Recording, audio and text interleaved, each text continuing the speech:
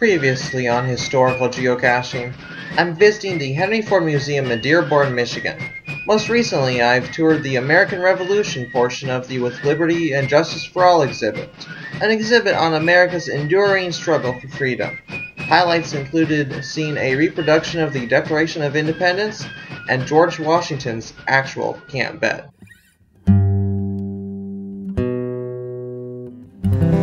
Here we are in the Freedom and Union part of the With Liberty and Justice for All exhibit. I think this part is talking more about slavery and Civil War. Let's check it out.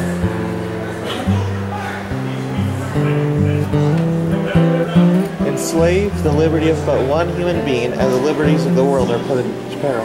William Lloyd Garrison, abolitionist. Some different field shoes for slaves and a basket of cotton for cotton. Abolition was the term for ending slavery.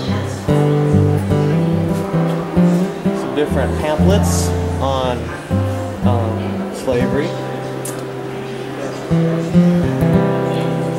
Harriet Tubman here was perhaps one of the most famous conductors or escorts on the Underground Railroad. Escaped slave herself, she risked her life again and again to lead some 300 other enslaved people to freedom. Wow. You better give up and come home with me. Of course, they was shocked. It's recognized the top of the tank. Renting jobs, constructing bridges, building ships, working in Frederick Douglass here. He hadn't intended to speak out about his experiences as a slave in Maryland, but when he stood up and spoke at an abolitionist meeting in 1841, the emotion came bursting forth. His gut-wrenching tales about life on the plantation turned thousands of skeptical Americans into active abolitionists. Wow.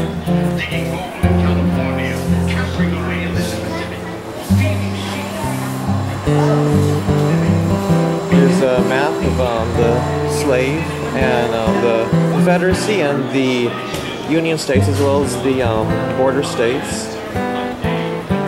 The secession of South Carolina in 1861, and then the other states followed. And Abraham Lincoln, and a timeline here of the Civil War, and specifically of Abraham Lincoln in the Civil War.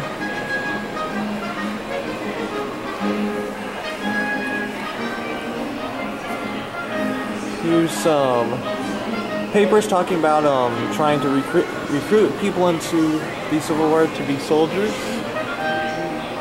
This military draft order here, and no sky park you can see. Photographs.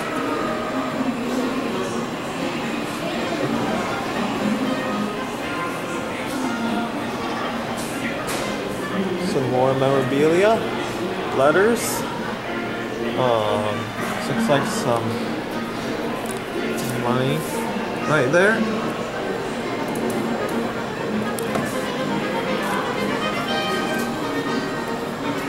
Snare drum from 1865, used by Frank G. Campbell, 17th Michigan Volunteer Infantry. Some pocket watches and a cap.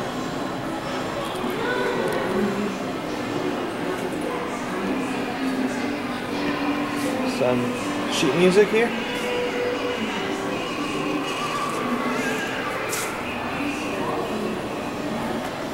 Here's a drawing or painting, something like that, engraving I guess it's called, of Lincoln working on the Emancipation Proclamation to set all the slaves free.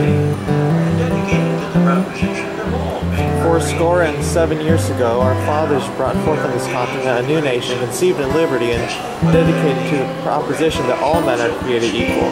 Now we are engaged in a great civil war, testing whether that nation or any nation so conceived and so dedicated can long endure. Excerpt of Lincoln's Gettysburg Address. Joining the fight, I believe this is talking about slaves joining fight, which, interesting enough, in early 1865, the Confederacy did enlist slaves to be soldiers. And here it's talking about Abraham Lincoln's assassination, April 14, 1865. Drawing there.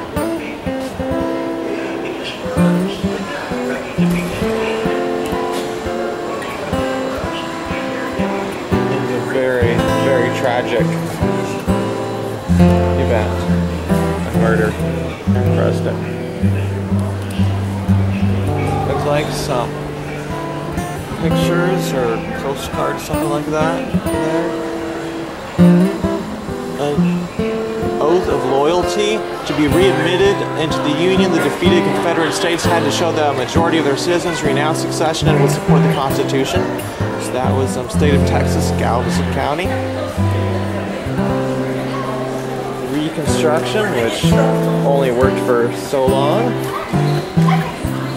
until people pretty much just lost interest in it.